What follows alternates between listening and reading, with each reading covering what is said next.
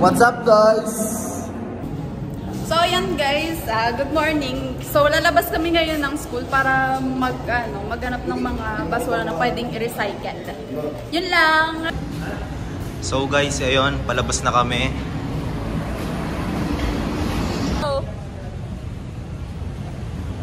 Ito, pwede to oh. So ayun guys, may nakita po silang pwede naming i-recycle, which is yung plastic cups. So yun guys, nakabalik na kami sa school and i-recycle na po namin yung nakuha namin plastic cups. So ayun guys, nagpupulot na po sila ng mga kalat, mga basura na pwedeng itapon para maiwasan po natin yung sobrang kalat, lalo na dito sa school. Yan. Hi guys! Hi naman kayo, dali! Hi!